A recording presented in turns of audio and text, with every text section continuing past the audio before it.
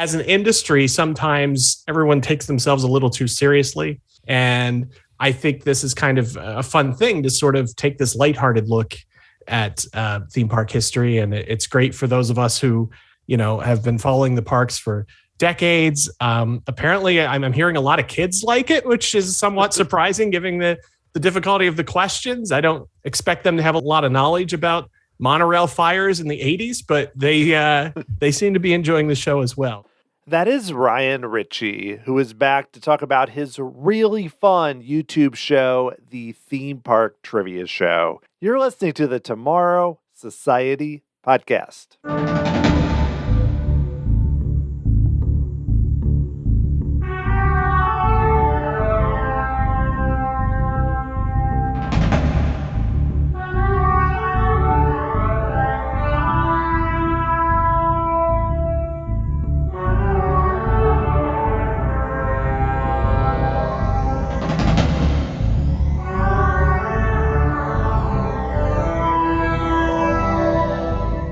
Hey there, thanks for joining me here on episode 165 of the Tomorrow Society podcast. I am your host, Dan Heaton. It is great to be back here, and I recently took a trip to Walt Disney World, but that is not what today's about. Today, we are going to the distant past of mid-March when I had not done our Walt Disney World trip. And I mention that because there are a few points where my guest today, Ryan Ritchey, and I talk about my planning or my concerns with Lightning Lane and everything else that's going on. And so I wanted to mention up front that that actually happened before the trip, which we'll be hearing about later this month. But let's get to today's show. I've always been a really big fan of game shows. I love Jeopardy. Price is Right has been something that's been on my screen since I was a kid. Other shows like Who Wants to Be a Millionaire, Press Your Luck with the Whammy, Family Feud, so many more. So we really needed a great theme park game show. And that's where I've found a lot of enjoyment with Ryan Ritchey's show on YouTube, the Theme Park Trivia Show. And he's had some great guests on there, including the Crawford Brothers, Disney Dan, the Retro Disney World guys, Hal Bowers and Brian P. Miles. It's been cool. Oh, and me. I was on there, episode 5, one of the more recent shows against Tim Grassi. So you should definitely check that out. And so I thought it would be fun to have Ryan back. Ryan also was my first podcast guest, episode 2. At that time, we were talking about his film After the Fair, which is a really cool documentary about the 1964 World's Fair and where a lot of those items that are still around have gone since. You can find that on YouTube, and I would highly recommend it. And then he returned more recently, where we talked about his podcast about projection mapping and what he'd been doing more recently, more on After the Fair. So it was cool to have him back one more time. And beyond his trivia show, we also have what I thought was a cool conversation about what's going on right now with Walt Disney World and some of the changes they've made. And then near the end, I quiz him about his knowledge of Epcot Center's Future World Pavilions, a kind of a fun game. Of course, I had to turn the tables after he put me under the microscope on his show. So it's a fun episode. I hope you enjoy it. Before I get to talking with Ryan, I wanted to give a shout out to one of my latest members of the Tomorrow Society through Patreon, and that is J.M. Thompson. J.M., thank you so much for helping to support the podcast. It really makes a big difference. If you would like to also help out the show, you can get access to some really cool perks through a small monthly contribution. Go to patreon.com/Tomorrow Society. I can't say enough how much it helps. I don't have sponsors. We don't have ads that break up any of the interviews. And one of the reasons is through the awesome members of the Tomorrow Society like JM. So it was fun to just talk about theme parks for an hour, learn a little more about Ryan's show, and just a fun conversation. So I think you're going to enjoy this episode with Ryan, who always has a lot to say about what's going on with the parks and a lot more. So let's do it. Here is Ryan Ritchey.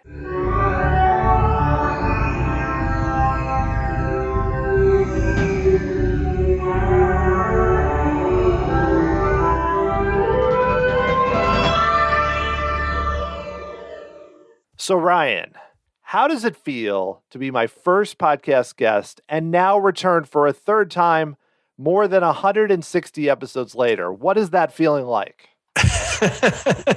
Well, I'll tell you, it certainly there's an amount of pride there. However, clearly I'm concerned that I'm not going to be able to catch up to Tim Grassi. I don't think I can catch him. It's hard. Tim got a little nervous when Testa, I think, came on again for like a fifth time. And Tim's like, oh, it's going to be close. And then Skipper Ben on his show is mad that he's behind. So there's a lot of competition. I'm just happy anyone wants to talk to me. So, I don't get too worried about it. I'm always here with the Zoom up and no one appears. So it's good that you're here. Well, I appreciate you.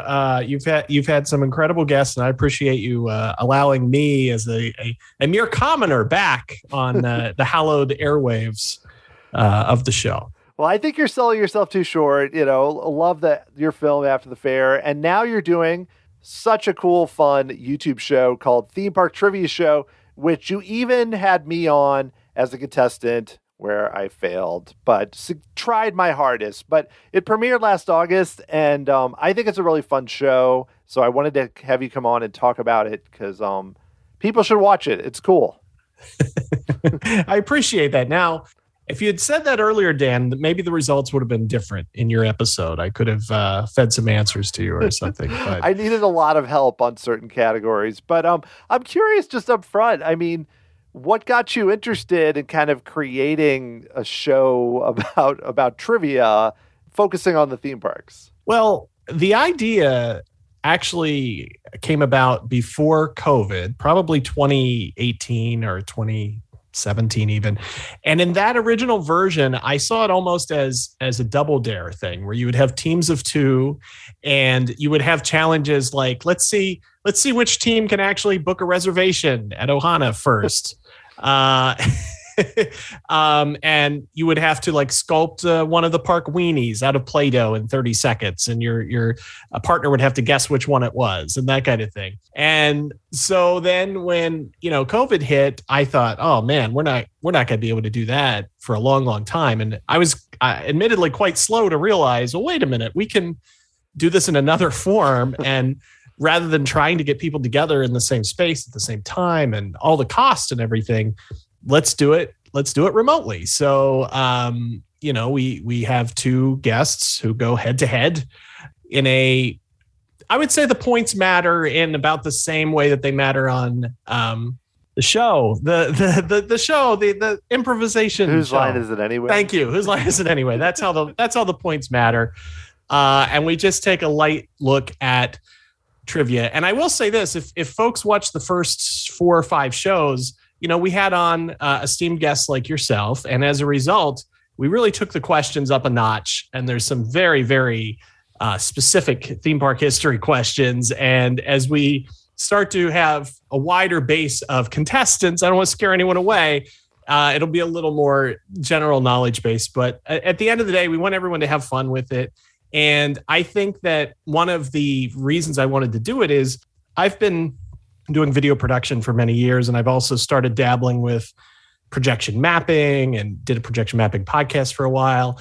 And so I'm kind of trying to, sneak my way into some theme park work somewhere. But, I think as an industry, sometimes everyone takes themselves a little too seriously. And I think this is kind of a fun thing to sort of take this lighthearted look at theme park history. And it's great for those of us who, have been following the parks for decades. Apparently, I'm hearing a lot of kids like it, which is somewhat surprising given the difficulty of the questions. I don't expect them to have a lot of knowledge about monorail fires in the 80s, but they seem to be enjoying the show as well. So in its current form, it really came about because of the need for people to be remote. And it's kind of a blessing in disguise because I don't know that original version, although I'd love to get back to it, I don't know that it would have ever gotten off the ground just logistically. Well, right. Because in that way you have to have people that physically could be together. And then if you're trying to come up with, like you said, booking Ohana or something, there's a time factor and there's a challenge to making that exciting with people staring at a screen and trying to do something. But I think it works out well with the way you have it set up. And I was curious about the difficulty because I remember watching the episode you had with the Crawford brothers from Progress City podcast. And I was like, this is impossible. I don't know. And those guys were just like reeling them off. I mean, those guys are great. And I was like, I am not. But then there was another one you had where I knew almost all of them. So, I mean, do you tend to look at each, like when you've done the guest, have you kind of figured out how much you think they'll know versus everyone else? I mean, I'm curious, how much vary that. Yeah, there really is a tailoring of the questions to who the guests will be. For example, when we had the guys from Retro WDW, we had a lot more questions about Walt Disney World than we normally would. We didn't have a lot of Disneyland or Universal questions. And, I try to think about each in these early episodes. These hosts have their own audiences and their audiences are used to them having a certain knowledge level, right? A certain area of expertise. So I try to tailor it a bit for who we're going to have on. Yeah. No, that makes sense because, with mine, I was nervous of getting on there. Not that I never really presented myself as like an expert, but I was nervous of getting on it. Just like, they're like, man, this guy doesn't know anything. What is going on here? Because I'm not an expert on everything with, I know some history. I know some modern stuff. I wouldn't say it, but I don't want to make this about me. But I'm just saying that, I would find it a challenge. But I'm also curious too, because, we recorded it and I saw a little bit behind the curtain as to how you create it. And I don't want you to reveal these secrets, but I'm curious, I still didn't totally get how it all comes together. Like I watch it, I'm like, oh, that didn't totally see all that. So, I mean, I know you have some background in this type of production. I know you were involved in, or still might be with MST3K and everything, but like, what's it like to put this together and how challenging is it up front? Sure. So this is like when Walt would go on and show what Pirates was going to be like, right? This is the behind the scenes. Show the whole ride during the TV show. Well, I, video professional, have a lot of gear at my disposal and all that, but actually what we shoot the show on my end is a Sony ZV-1, which is just a handheld like point and shoot video camera, a blogger camera. And the first episode, we were very ambitious. We had 3 cameras and it was this whole thing. And then sort of realized, well, we don't really need all of that. So we shoot that against green screen and then we add in the Enchanted Trivia Room later, which is the background of the show and subject to change in the future with some surprises. And then we have our contestants come in remotely, and we use Zencaster for that. And then in post, we sync all that up and make some edits. Thankfully, some edits. I think sometimes about doing the show live, but it might lose some of the when people like the chaos, but there might be a little too much chaos if they see the full process as it unfolds. Maybe that'll be a backer thing or something down the road. Yeah, you don't have people just going like, I'm not sure about that. I think I had a few of those. And I'm like, oh, whew, that didn't seem so bad because you can cut to you or whatever. Or, we had an e-stop at one point. So very excited for that. So, but no, I like how it comes together. I think it's fun. And most importantly, you get to hang out with Disco Yeti, Sure, sure. So what's Disco Yeti like when you're not on set? How's that go? Sure. So for those who haven't seen, we have a house band, and it's Disco Yeti and the Mineral Kings. And Disco Yeti is a Yeti of few words, and a lot of flashing lights. That is. So he's a great guy. He's easy to get along with, and he does a heck of a job with our opening song, which is kind of funny if you stop and think about it, because there aren't actually any lyrics. So I'm not sure what Disco Yeti does. He's just like, he's there. His presence is there. So you can cut to, Disco Yeti is very judgmental of wrong answers with his lack of words. So he just stands there, tries to scare you, doesn't totally succeed. In the past, maybe he used to talk or move, but not anymore. Some people don't even remember seeing him afterwards. what are you talking about? There was a Disco Yeti, but Disco Yeti. So he's one of our characters, and over time, we want to integrate some more characters. I'll give you an exclusive here on the Tomorrow Society podcast. We have a new character coming. His name is Fragment, and he's a certain other dragon's brother. And he used to pitch this idea of an attraction about notions. And he's really kind of bitter that nobody picked up on that. So he'll stop by to give us some questions. And also our previous guests, like yourself, have recorded some video questions that'll come up in future episodes too. Excellent. I have a feeling if you're trying to make the difficulty easier, the questions that I provided as a guest will not assist in that at all. They were not in the more general approach. Well, you talked about those changes and, you possibly changing, the difficulty depending on how you go. Is that kind of the big focus? Are there other changes you want to make in the future as you kind of continue to have episodes? Well, we want to, sort of add more visual elements to it. And so that's one of the reasons we're bringing in Fragment.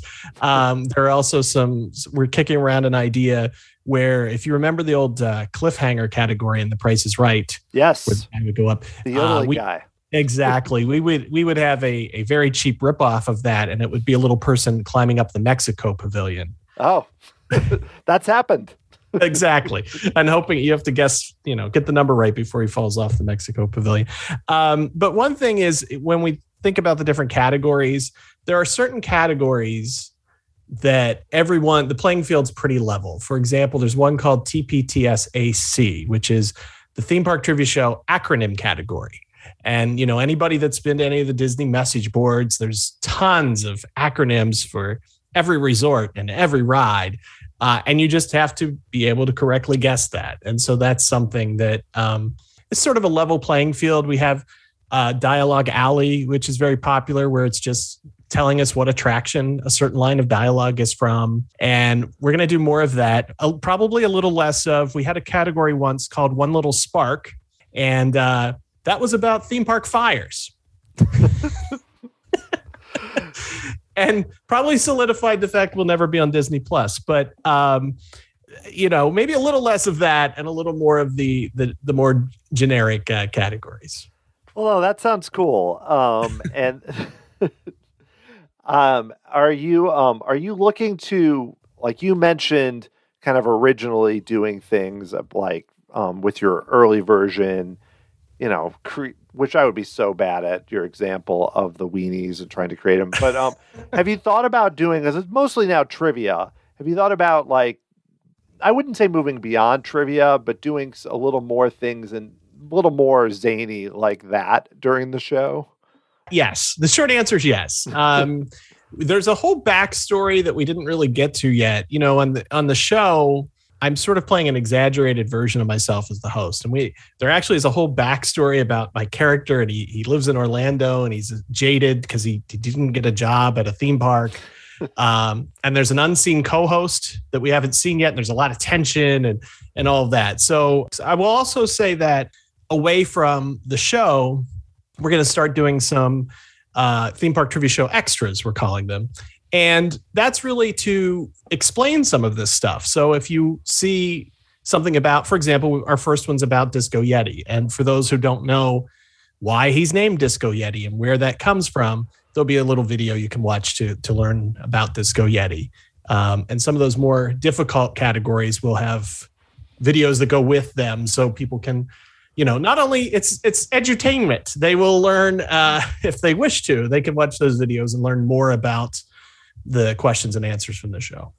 That's cool. Yeah. Because another thing too that I like is sometimes you will ask questions about other theme parks and regional parks and everything, because, my experience, I've been on a few other podcasts where they do like trivia episodes and it's more Disney focused. And then they get into very obscure things about animated films. And then I do very poorly. But I like that you're saying kind of parks focused, even if it's beyond Disney too, because there's a lot of kind of cool parks out there and everything.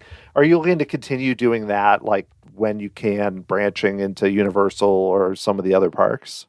it's a refreshing change, but I think it's also good for people to recognize that not every new thing came from a Disney park. Not every innovation was Disney or Universal.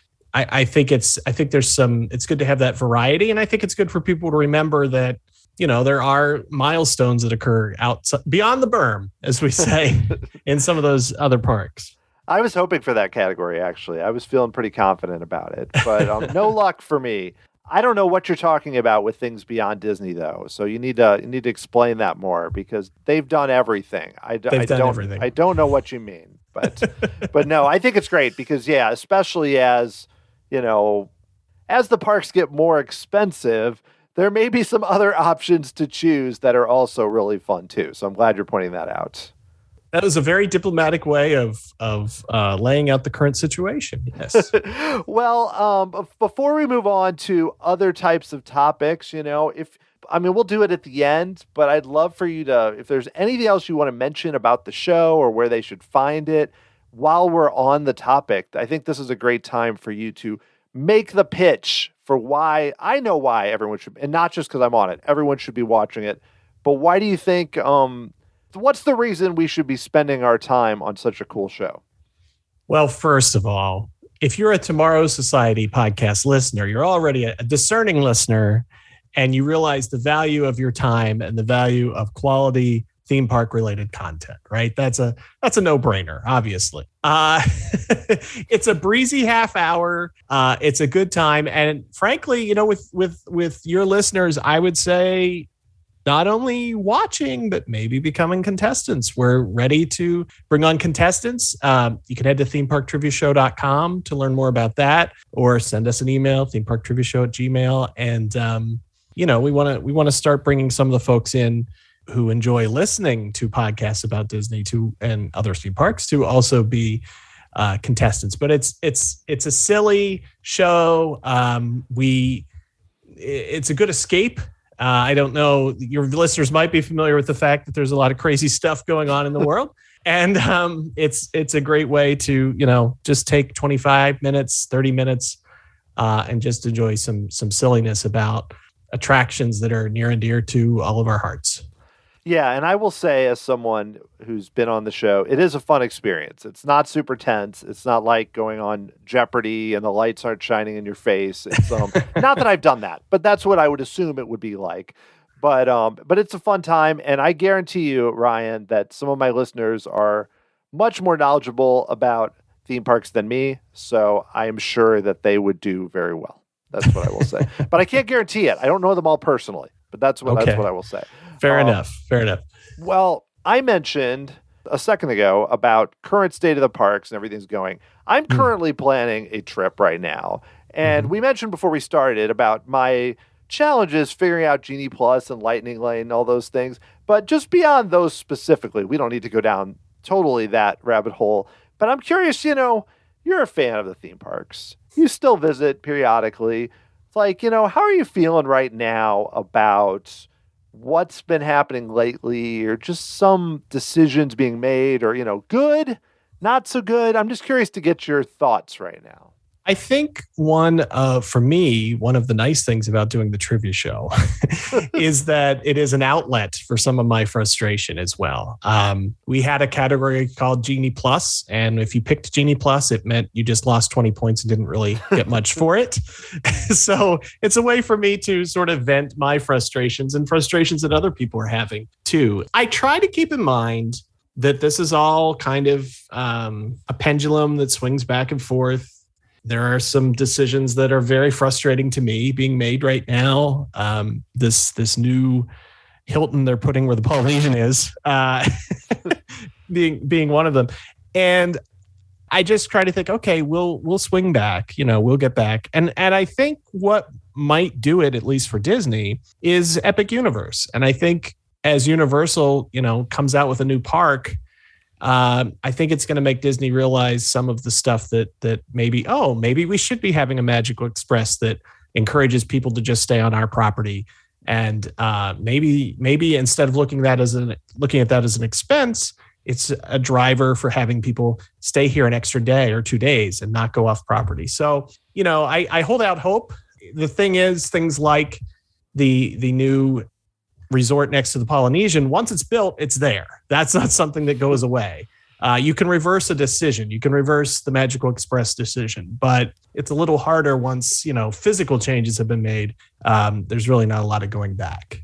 So, the Lightning Lane thing and Genie Plus and all that, I just feel like a piece that's in general, what's missing is just this idea of going to the parks and not thinking so much about money and sort of having all of that being taken care of before you get there. The Magic Band makes everything smooth. And I just feel like you're asking folks to sort of stop in the middle of the vacation and weigh financial decisions. Oh, should we pay for Lightning Lane? We got 4 people, all that kind of stuff. So, but again, we'll see. It could be a pendulum. We could see a swing back here.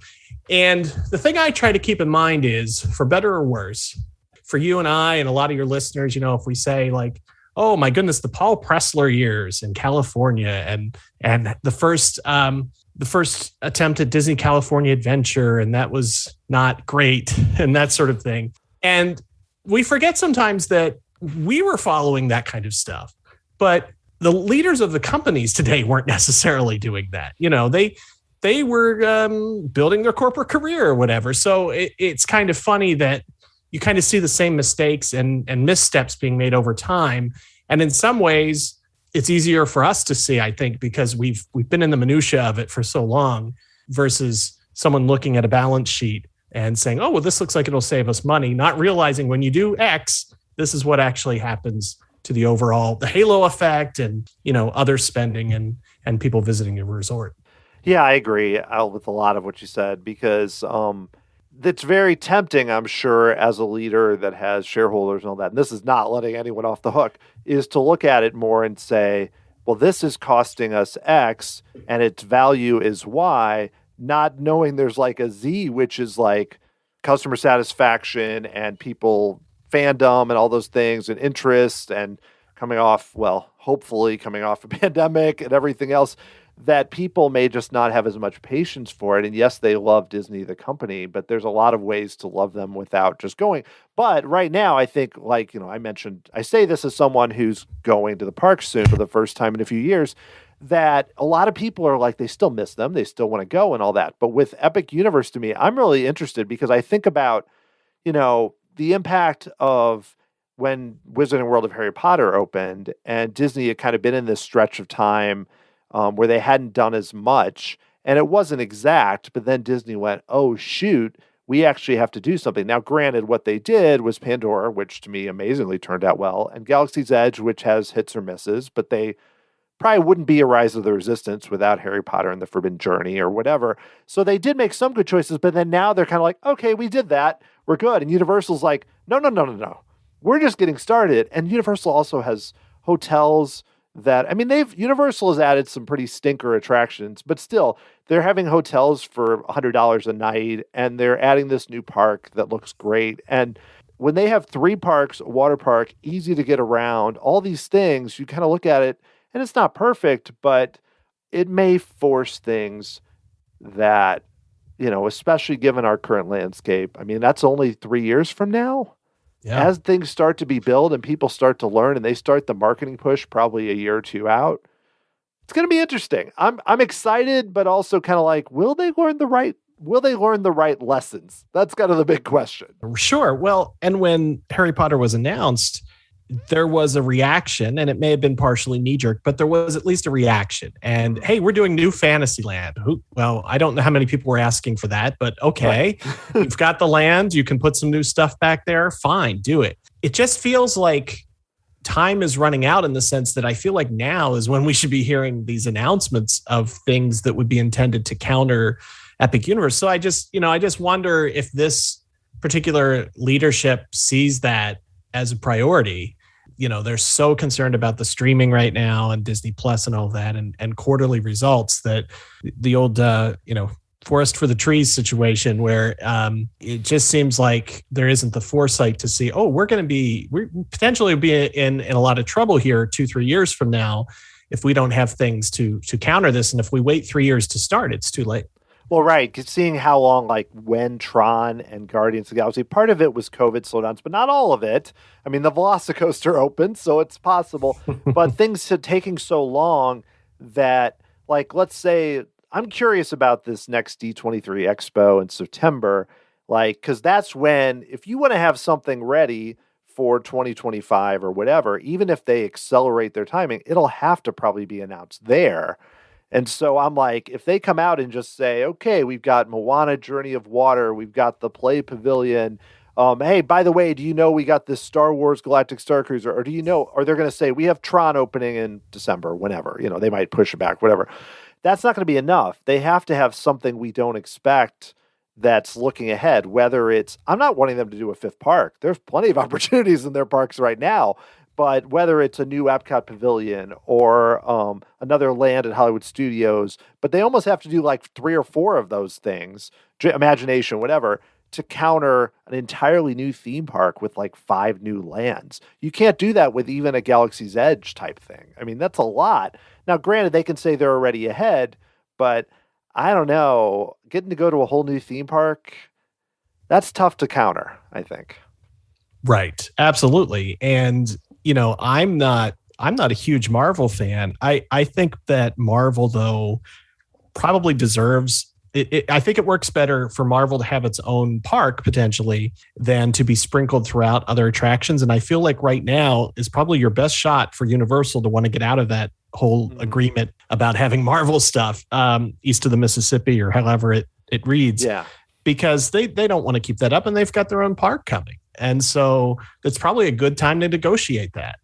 Well, right. And really, all Universal, the real loss there, if they did negotiate it, I mean, Hulk can be anything. You can redo that. It's really the Spider-Man ride. Because everything else in that area, you've got the drop tower, and you've got the Storm Force, whatever, Acceleratron.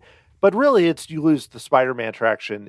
But I think if they can trade well, I don't know what the trade is. There's no Al Michaels for Oswald the Rabbit trade here, but they could trade somebody or not somebody. That sounds weird. They could trade something, maybe rights to something, or with networks and everything, NBC to ESPN or whatever. I don't know. It's been talked about for so long. It's just like you would think, because you look at it. I mean, the popularity of Marvel movies, but now all the TV shows, there doesn't seem to be any signs that anything will stop there. I think it's going to continue to go, forward for a long time. The other wild card here for maybe 5 or 10 years out is Netflix, because they have gone on record as saying, they want to have those in-person experiences. They want to have the IP that can lead to theme parks and that sort of thing. So, again, just all the more reason it feels like a time when things should be, we should be seeing expansion and new projects and new attractions, not new vacation club destinations. Well, yeah, it's like you keep adding more hotels or rooms, but there's no more park capacity. It's like, where are the people going to go? They're not going to just hang out at the resort. I mean, you think you have to, I don't know. I know that you could, the counter argument is the pandemic slowed everything down. But I think that argument at some point, now that they are drawing big crowds and getting profits from the parks again, there is a point where they have to take a forward-thinking approach. But like you said, they're focused on streaming. I mean, I've enjoyed a lot of things on Disney Plus. That's great. But to me, that's not a replacement for going to a theme park. That's just some extra thing I do, to watch in the evening or whatever. It's totally separate. But to them, that's the big growth. But there is a cap. At some point, there's a cap to how many people they can expand to, I would think. And the theme park is sort of the secret sauce, right? I mean, obviously Universal has a park. Paramount Plus doesn't have a park. These other streaming sites don't. And so, that should be part of, I'm not the CEO, but I would think that would be part of your planning. Hey, we have this thing and we have this goodwill built up in this place that people have gone to 50 years in the case of Walt Disney World, even longer for Disneyland. That's our secret sauce. That's the thing we should be putting the money into. And that's the thing that's the halo effect, right? We have the show that's a success on Disney Plus, and then people come to the parks and we make a lot more money from an individual that brings their family of 4 to the parks than them having an $11.99 a month subscription. So it just seems very short-sighted to me. But again, we'll see. There could be changes in management. Who knows? There's a lot going on there. But hopefully someone or someone comes to their senses and realizes that on paper, sure, this is not, we take, like you said, if we take away the Magical Express, we're saving X dollars. But in reality, it's all part of a bigger system that is really one of your bigger revenue generators. Now, again, when you put all of the resources into streaming, I mean, it's almost like they're coming down to everyone else's level is what it feels like, rather than being above. This idea that we're going to throw all the Hulu stuff onto Disney Plus. You've built all this goodwill into the brand of Disney, right? So keep those as separate things. Keep them. It's why in the Eisner years we had the different distributors, Hollywood Pictures and all of that, because there was value in the brand. And it seems like they're on the cusp of throwing that away for very short-term gains. But I will say this, if they add the theme park trivia show live experience, play it to Hollywood Studios, all will be forgiven. Oh, yes. I'm sure they could put you. I mean, what are they using that Star Wars launch bay for anyway? I mean, really, it's not even open. They got Galaxy's Edge. It's perfect. Or take Lightning McQueen. I mean, who really wants to go to that show? I mean, nobody. That's a perfect space. It's And I've never been on one, but I presume I would enjoy a cruise. So let's do it on the cruise ship. The theme park trivia show cruise. It started right here. The idea. I get 1% of the profits. No, I'm kidding. Fair enough. Of course, I would never do. That is not why I do this show. Okay, I want to ask one more question. I'm curious, given that it has come out, and are you a Star Wars fan, Ryan? Are you interested in going on a 2-night experience into space? Does this experience interest you? And there's no way to separate it from the cost, of course. Here's the thing. We used to be able to like things. And now you either don't like something or you're a fan. You have to be all in. I enjoy the Star Wars movies. I am almost at my capacity for how many different series I'm going to watch on Disney Plus. And it's almost like a test of devotion to open this Galactic Star Cruiser and say, well, you think you're a fan? Let's see. And I am glad that they did it. I feel that I'm really into location-based experiences and immersive experiences, and I feel like they have the resources. If anyone was going to pull it off for the mainstream, it would be Disney. Now, is the mainstream at this price point? And for 2 days in a windowless warehouse shuttled back and forth in a box truck? I don't know, but it's not for me. And I was talking to my wife about this, and I thought, well, we talk about the price, $5,000 for a family of 4, right? That's in the ballpark. I think you're even a little low on that. But yeah, I think it's like 6 for 2 people, maybe 7 for a family of 4. But you're in the ballpark. Now, I will say, weirdly, in their defense, that let's say it was $4,000. I don't think that changes who would come. I think you just make $2,000 less per family. And so for it to become a more accessible experience, you got to get that number down to a point where they would probably not have the entertainment they have, and they probably would not have the immersive experience they have. So I don't think it's gonna set the world on fire. It's just a very specific ask of being in those rooms. I get it. Not having windows, I understand. But, I just wonder, do you really feel like you're on a cruise ship versus being on land? Because that's kind of the model, right? That it's like a cruise ship, but you're in space. And it's got to be weird to, like, on your visit to Batuu, to see the tourists, and kind of breaks the reality of it. I'm almost surprised that they don't have their own time to visit after hours. Now, maybe it's worth it. If you're telling me I could visit the planet, we need you to visit at night because there are a lot of smugglers or some sort of backstory.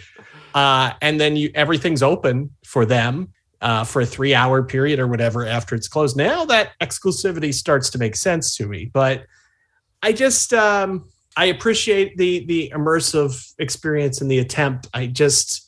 I can't get there. And even if it was $400 or $500, I don't know that I'd want to spend that much time doing it as it's been presented. Yeah, I mean, I've heard very good reviews. Some of that was from the media days, but even besides that, people seem to really enjoy it. And the videos I've seen make it look cool. I mean, cool meaning like the people that are working there, the actors, seem to be all in. Like, it doesn't look like, it seems like a step beyond Galaxy's Edge. But so I'm a fan of Star Wars, but I don't think it's totally for me. Part of it is the price, but also it's just, it seems like a lot. I mean, sure, if somebody said, hey, Dan, Tomorrow's Society podcast, go cover this, I'd be like, yes. But that's not what I mean. I'm talking about as a person who goes and consumes things and visits and sees things. I don't know. It's interesting. I'm interested to see, because the big thing for me is, will they be able to keep up what they're doing now for these first guests for a longer period of time? Because it's not about really the price. It's more about, how guests actually experience it. Because you see that a lot where, everyone in Pandora is going to speak the language of the Na'vi, or even the first time I went to Galaxy's Edge where there were all these phrases they all used. They still kind of do that, but it was more, everyone said bright suns and was and I don't know, it seems like at Pandora where they didn't have signs for the bathroom at first and all those things. I mean, those are kind of more limited examples. But this on another level, are they going to be able to keep it up? Because if they are, it seems like, given the small number of rooms, maybe it'll be successful. But again, I don't think it's something they could just do everywhere. It's kind of like when they tried to make Disney Quest show up in Chicago and then try to do it everywhere. It's not a guarantee they could just pop these up all over the world or all over the country and see the same level. I think it's a very small group. I almost wonder, though, if it was somewhere else, if it might be more attractive, because I could just see myself there and I'm learning the dance steps or something or whatever the activity is at the time. And I'm going to be thinking, man, the People Mover, I could be on the People Mover right now. I could be in Spaceship Earth right now.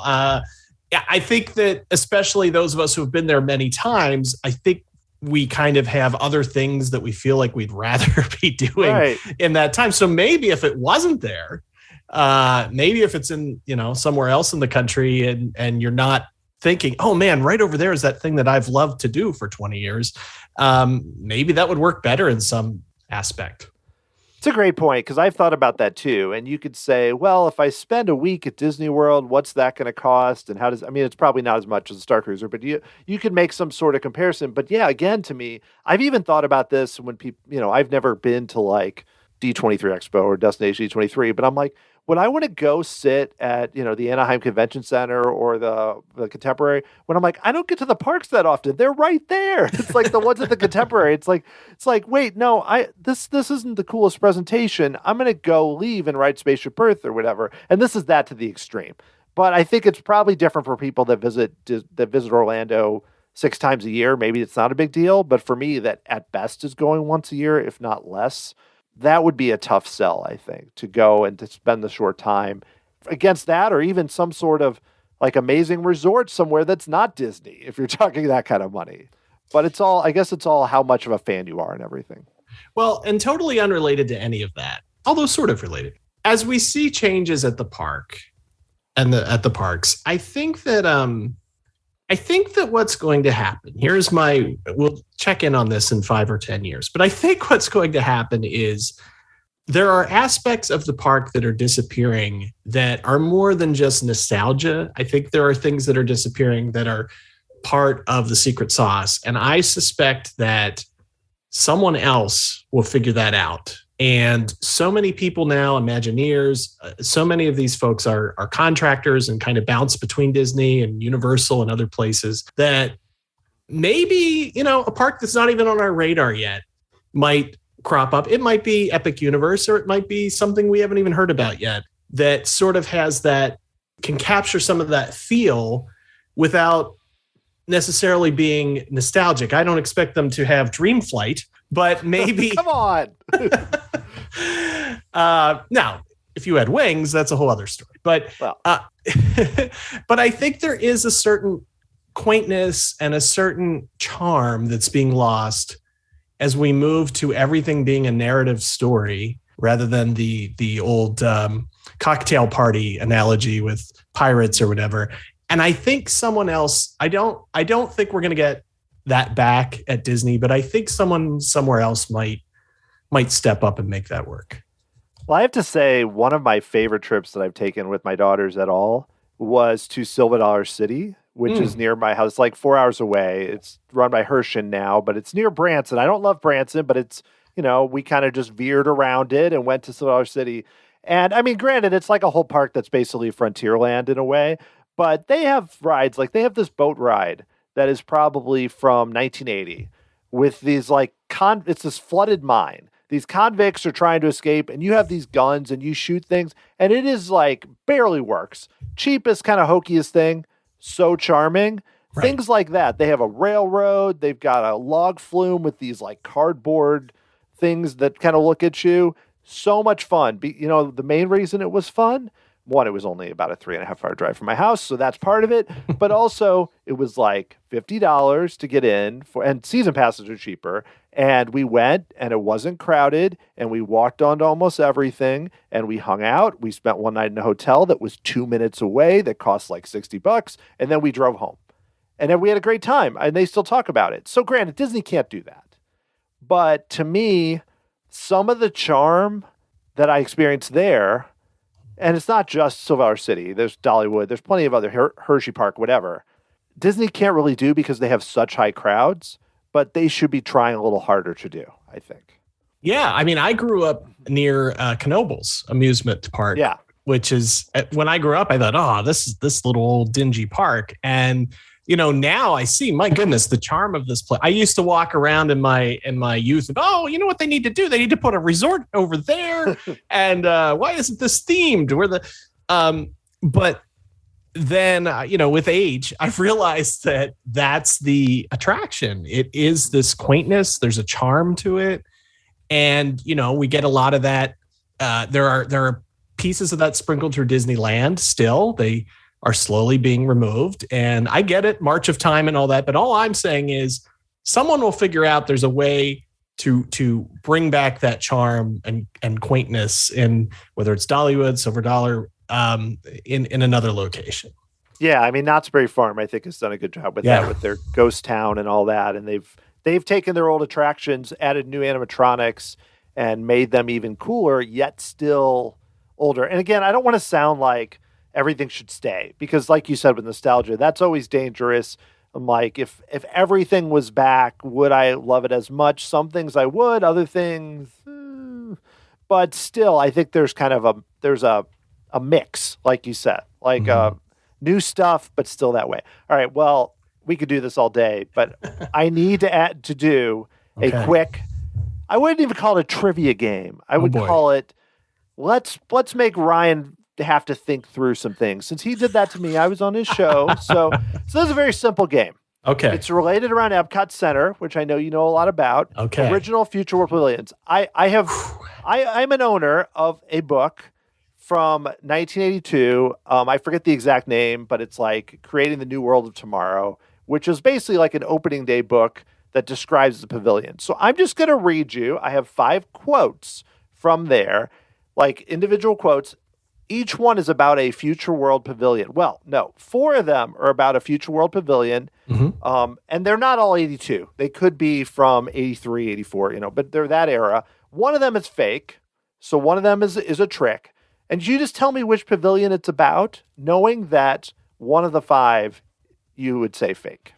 Does that make sense? Okay, I'm ready. So no Body Wars here. This is all No, this is earlier. This is actually from 82, but they do have chapters about things that will be coming in the next few years. Got it. Give you, just to be clear. But again, some of these are very obvious. Some of these maybe not. So I'm not trying to totally stump you, but I'm also not going to just have one that says it's fun to be free. Nothing that simple. Nothing that easy. All right, here we go. Here's the first one. Mm-hmm. It's a story you can see and touch and feel and even eat. It's a story you can touch and feel. And even eat. And even eat. Well, I got to go with The Land. That is correct. That is the hint there. That was the easiest one. Okay, and I'm warmed up. Okay. If you missed that, I was like, oh no, this is oh boy, a problem. This is gonna be, I don't expect you to get the ball, but I'm like, we're just gonna this game cancel. I'm editing this out. Okay. Number 2, the building, shaped like an enormous triangle with the apex tipped toward the ground, seems to rise out of the earth in a grand swoop of silver and gray. I thought I had it. I thought I had it. Could I get that one more time? Sure. The building, shaped like an enormous triangle with the apex tipped toward the ground, seems to rise out of the earth in a great swoop of silver and gray. Boy, silver and gray is throwing me off. Well, my favorite attraction is Horizons, but I don't think this is Horizons. I'm going to go with Universe of Energy.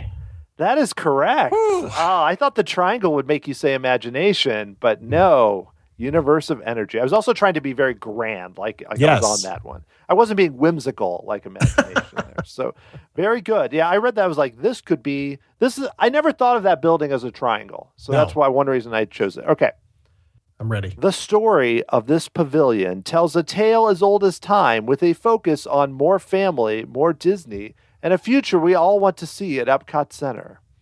Oh, well, that's obviously the Moana adventure featuring Stitch with who else stops by there?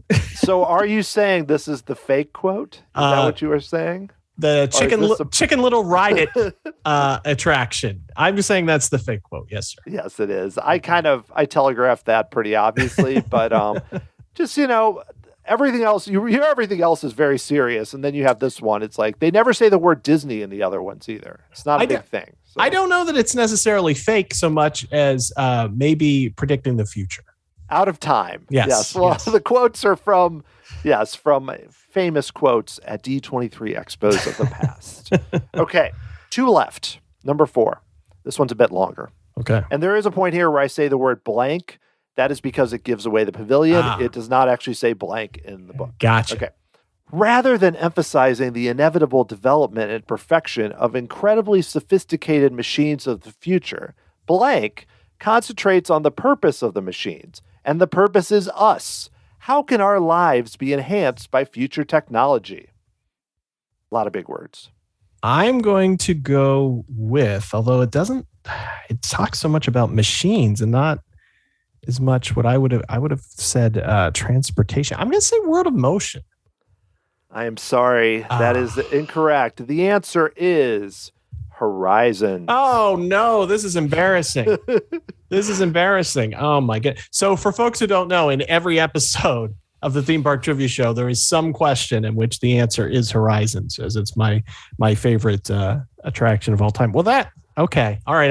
It's going to take me a while to recover from missing that one. So you've done well so far. We only have one left. So in this one, I think you'll do okay, but no pressure. Okay. Final one. We get off to a flying start as we speed through the universe. At least that is what we think is happening. In our 7-passenger vehicle, we are actually moving in a large circle. The way I read this again, I'm like, this is more confusing than that doesn't really describe it that well. The first sentence, just disregard the first sentence. That's all I will say. 7-passenger vehicle in a large circle. And this is Future World.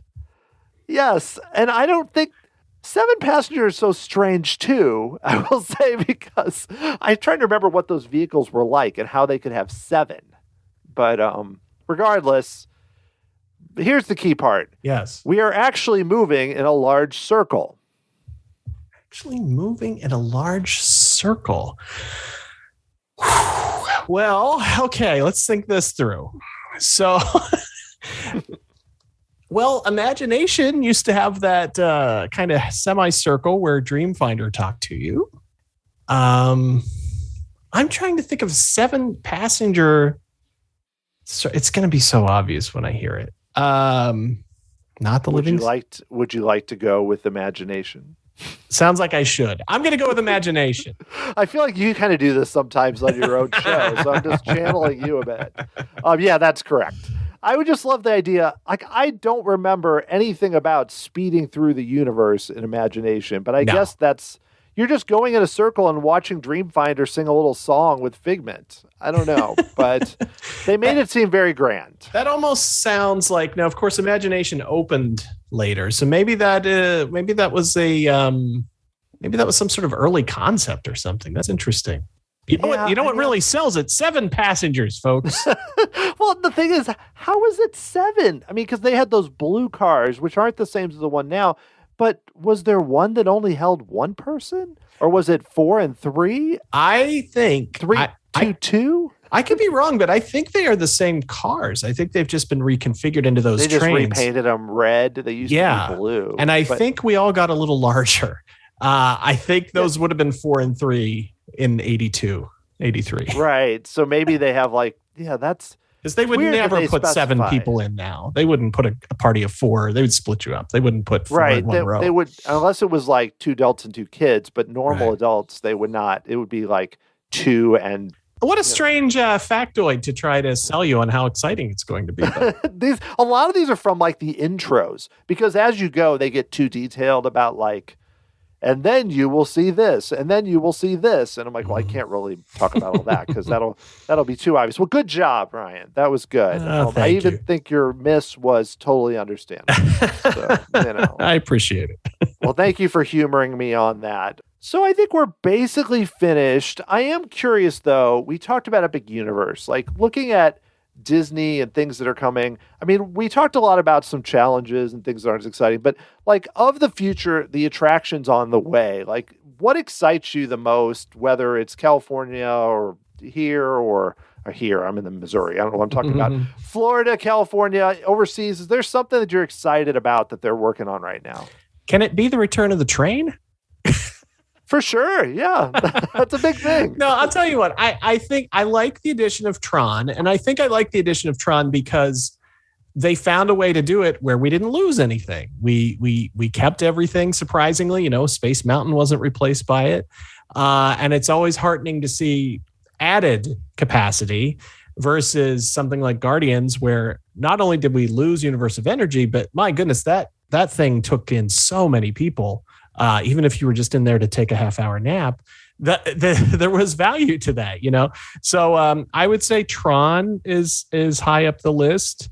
That might be about it. I can't get excited about the Play Pavilion. I'm sorry.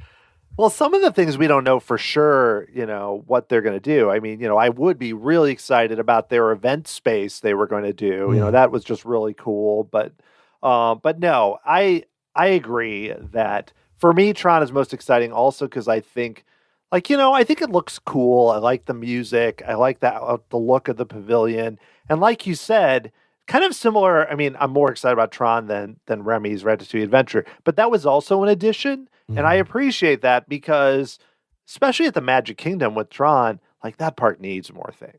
Like that park, like it's on busy days, I feel like it's kind of bursting a little bit just because it's so popular and people love it. And granted, people are going to go there for Tron, but after you get over that initial rush, I feel like it's going to take a little of the pressure off of some of the other attractions, like, Peter Pan still having such a long wait, or Haunted Mansion or whatever. Some of these attractions that don't need to be, that are amazing, but could have a little less wait. And that other side of the park is probably going to feel a lot nicer after that. So it's fun that way too, but I'm excited about the attraction too. And I think at some point we'll start to see some sort of use of drones by Disney. I mean, it seems like that's where things are headed, and we'll see what they do. I'm a little surprised that wasn't part of the Bargemonious show. Harmonious, I'm sorry. But as far as things we know for sure are coming, I think Tron is at the top of the list. I'd like to see that whole Mary Poppins UK thing come back. Just little things like that to add capacity. I think what someone has to realize is, in its own weird way, World Showcase is IP in the sense that no other park has something like that.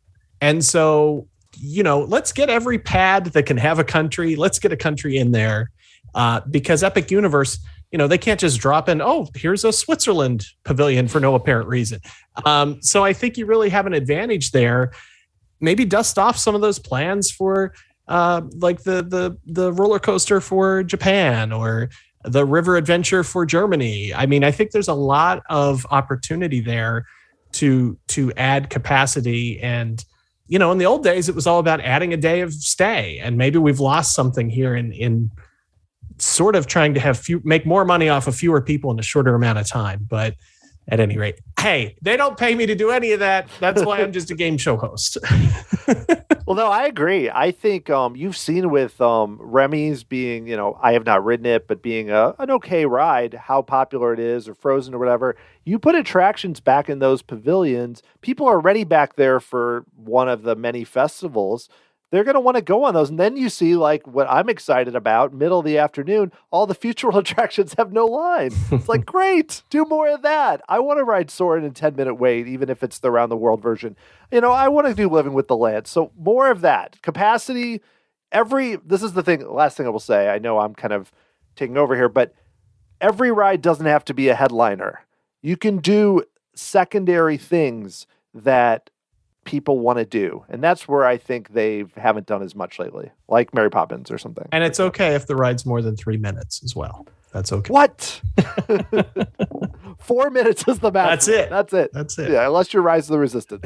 Everything else is 4 minutes. All right. Well, Ryan, once again, if you would like to tell listeners, you know, where they can find the show, or if they want to connect with you or anything, this has been awesome. I'd love for you to do so people can find your trivia show. Sure. Well, you can find us on YouTube if you look for Theme Park Trivia Show. We're also on themeparktriviashow.com. And I would highly encourage folks to check out Dan's episode. And yes, episode 5. It's a good starting point to get a feel for the show. And again, we're starting to think about other contestants for upcoming episodes. So send an email and let us know why you'd be a great contestant. As Dan can attest, there are no prizes. There are no cash rewards. What? I was waiting for mine. And as we like to say, guests of the Theme Park Trivia Show stay at the Xanadu home of the future. So awesome. Well, Ryan, this has been great. You know, I don't know if I'm more optimistic about the parks, but it's been fun to talk about them. And I really enjoyed hearing about your show. To everyone, you should check it out. It's a lot of fun. If you're a fan of the past, the new parks, everything in between. It's cool. So thanks a lot, Ryan. Thank you, Dan. It's been a pleasure. If you like this episode, you should check out my first 2 interviews with Ryan Ritchey way back in episode 2. That one's a little rough, but I think it was still a fun conversation. And episode 104. You can find those and a lot more at tomorrowsociety.com/podcast with an S at the end, or by just searching for Tomorrow Society Podcast through whatever podcast provider you use, Apple Podcasts, Spotify, Overcast, whichever one. The show is everywhere. If you'd like to get a hold of me, shoot me an email, dan@tomorrowsociety.com. Follow me on Twitter, TomorrowSOC, Facebook or Instagram at Tomorrow Society, or check out the channel, Tomorrow Society Podcast, on YouTube. The music for this episode that you are hearing right now was written by Adam Hookey, performed by the Sophisticated Babies. Next time is part 1 of my epic trip report from our return to Walt Disney World during spring break in late March. I recorded some clips while in Orlando, and then also have added a lot more details. And that is just the first part. You will probably hear more than you ever needed to know about Disney Genie Plus, individual lightning lanes, the hotel, dining, so much more. A lot of thoughts on Rise of the Resistance, Mickey and Minnie's. So many cool things we got to do. We had an awesome trip, and I can't wait for you to hear this show. Thanks so much for listening and for all the amazing support. I could not do this show without all of you. And I will talk to you again next time.